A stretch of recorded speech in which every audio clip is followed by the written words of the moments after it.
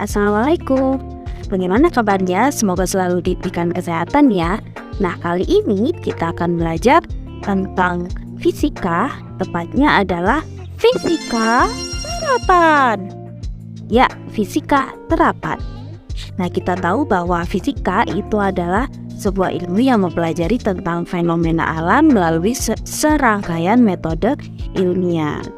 Nah, kalian pernah nggak berpikir bahwa kenapa sih kok kulit kita antara kulit pipi dengan kulit tangan dengan kulit kaki itu ketebalannya berbeda? Ada yang pernah berpikiran seperti itu nggak? Ayo kita pecahkan bersama-sama. Oke, kita mulai dengan sebuah pengantar studi kasus. Tubuh kita dapat dipandang sebagai sebuah tabung yang berisi darah secara kontinu. Pusat tekanan darah adalah jantung dengan tekanan normal 120/80 mmHg. Artinya, tekanan sistol sama dengan 120 mmHg dan tekanan diastol sama dengan 80 mmHg. Nah, dari pernyataan studi kasus tersebut dapat diambil sebuah pertanyaan. Yang pertama, apa akibat buruk seseorang yang terlalu lama melakukan handstand ataupun headstand? Yang kedua, mengapa kulit wajah kita lebih tipis daripada kulit kaki kita? Lalu mengapa kulit sapi memiliki ketebalan yang sama? Pertanyaan-pertanyaan tersebut bisa kita jawab dengan konsep fisika. Yuk kita diskusikan. Nah, ini merupakan anatomi tubuh manusia beserta informasi tentang tekanan darah manusia di setiap bagian-bagian tubuh manusia. Baik, kita lihat di sana ada angka 0 itu berada tepat di jantung kita. Nah, ketika kita amati ke bawah, ternyata tekanan darahnya semakin besar. Namun semakin ke arah ke kepala, tekanan darahnya itu semakin minus. Nah, kenapa hal ini bisa terjadi? Ternyata tekanan darah itu menggunakan prinsip tekanan hidrostatis. Nah, ini merupakan materi fisika kurikulum K13 ya di kelas 11, yaitu tentang fluida statis. Nah, tekanan hidrostatis itu rumusnya adalah P sama dengan P0 plus rho GH. Nah, ada yang masih ingat nggak? Kalau lupa silakan dibuka kembali ya bukunya. Dalam rumus tekanan hidrostatis, H ya, itu merupakan kedalaman. Sehingga kita ketahui bahwa tekanan di atas jantung itu PA ya, tekanan atas sama dengan PJ, tekanan jantung dikurangi rho GH. Ya. Namun ketika tekanan di bawah jantung itu rumusnya berubah. PB atau tekanan bawah itu sama dengan PJ atau tekanan di jantung ditambah rho GH. Nah, kenapa ini ada perbedaan plus atau minusnya ya? Jadi kalau ke atas itu berarti bukan kedalaman tapi ketinggian, sehingga di sini rumusnya itu menjadi negatif. Sedangkan ketika ke bawah itu menjadi kedalaman, sehingga rumusnya tetap berlaku positif. Seperti itu ya. Sehingga bisa kita simpulkan bahwa tekanan darah bertambah seiring dengan bertambahnya kedalaman dan akan berkurang seiring dengan bertambahnya ketinggian. Oke, dari penjelasan tersebut mari kita pecahkan studi kasus yang pertama. Pertanyaannya tadi adalah, apa akibat buruk seseorang yang terlalu lama melakukan handstand maupun headstand? Nah, ini gambarnya ya. Kalau handstand berarti berdiri menggunakan tangan, yaitu gambar yang sebelah kanan. Kalau headstand berarti berdiri menggunakan kepala. Saat orang digantung terbalik terlalu lama, maka tekanan di kepala itu rumusnya menjadi PK atau tekanan kepala itu sama dengan PJ, tekanan jantung ditambah Rho GH. Hal ini terjadi karena kepala berada di bawah. Ya, tadi kalau di bawah itu berarti kedalaman, jadi rumusnya plus. Nah, kita tahu bahwa tekanan rata-rata jantung itu adalah 100 mmHg. Sehingga tekanan di kepala akan lebih besar daripada tekanan jantung. Ya, kita rumuskan kembali PK atau tekanan di kepala sama dengan 100 ditambah Rho GH. H ini adalah jarak antara jantung ke kepala kita.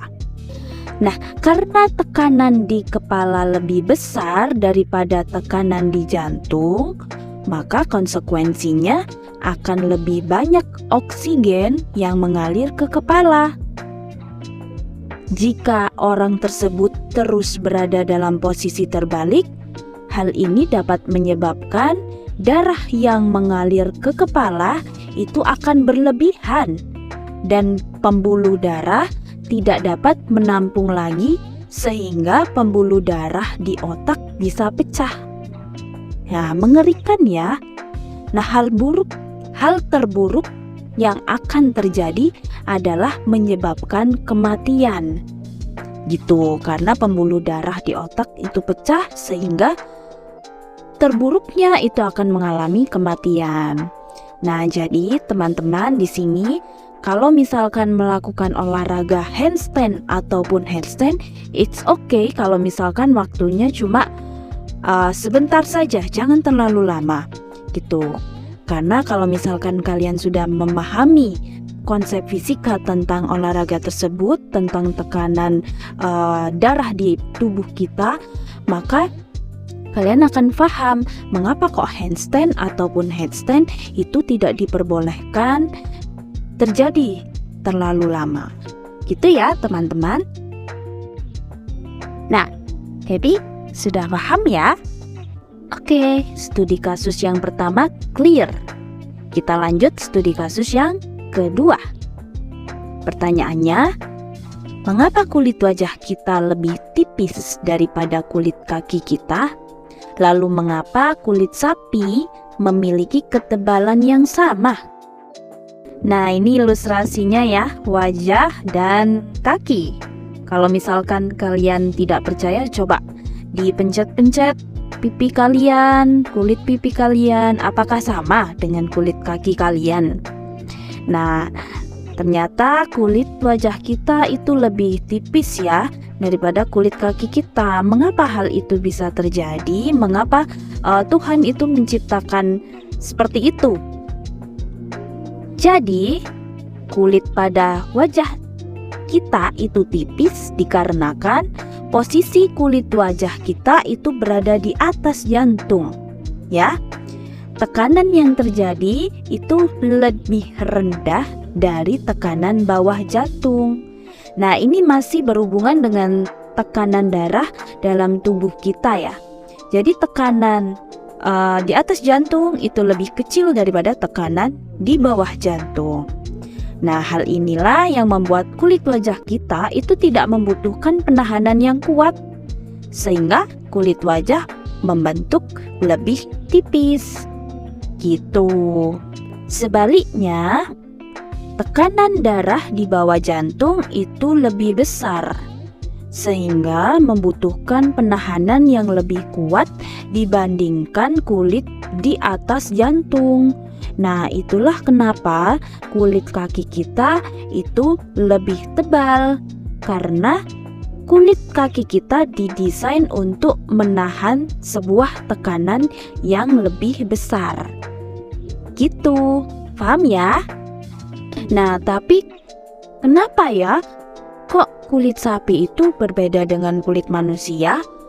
Kalau kulit sapi itu memiliki ketebalan yang sama baik di wajah, di badan, maupun di kaki.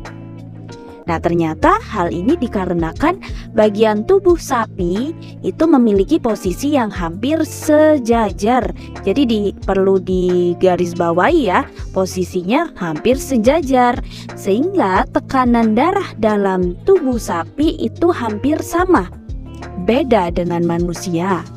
Seperti itu. Sehingga kulit sapi ya membutuhkan penahanan yang sama. Jadi ketebalannya itu hampir sama. Nah, setelah mempelajari hal ini, kita dapat mengambil hikmah bahwa Tuhan menciptakan segala sesuatu itu pasti ada maknanya. Sebagai contoh tadi yang kita diskusikan, kenapa sih kulit wajah kita, kulit tangan kita, kulit kaki kita itu ketebalannya berbeda-beda. Nah, itu pasti ada makna tersendirinya. Oke, sampai sini dulu. Kira-kira minggu depan kita bahas apa lagi ya? Komen di bawah. See you on the next video. Bye-bye. Assalamualaikum warahmatullahi wabarakatuh.